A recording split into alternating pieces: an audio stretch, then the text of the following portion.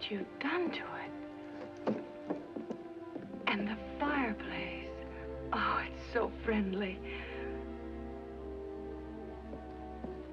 And you put in this big window. What a beautiful view of the pond. Why, you can see for miles. Mm-hmm. The sun comes up right over that hill. Oh.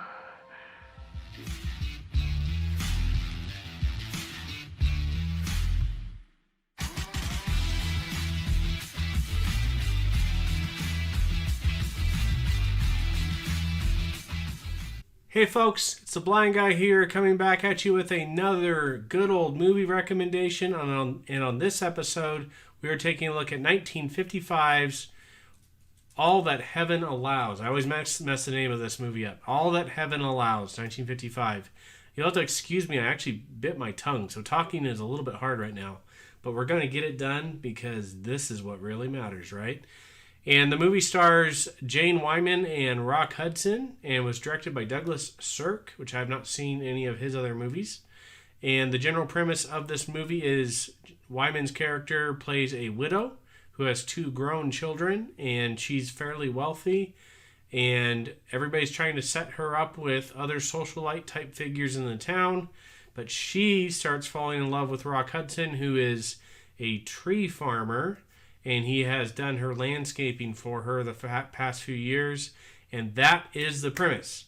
Because of her socialite status, she knows that her children and her friends will not approve of her marriage to Rock Hudson's character because of his social status or lack thereof.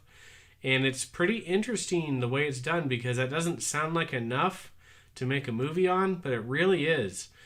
She starts to realize later on in the movie that maybe what her children think and what her friends think doesn't really matter all that much.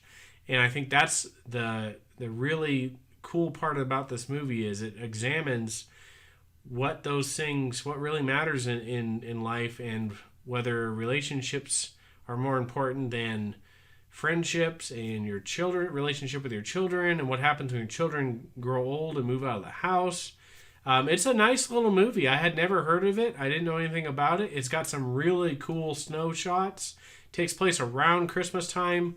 I'm not sure that it's really a Christmas movie. It's more of one than Die Hard, but I don't know if we'd actually categorize it as a true Christmas movie. But it's fun to watch. I think it'd be fun to watch around Christmas because it does have some neat Christmas scenes. 1955, it's got some really cool homes. And the place that Rock Hudson lives at is an old mill, and he fixes it all up. It's really cool. I am not a fan of how women wore their hair in the 1950s. I think it looks really, really bad.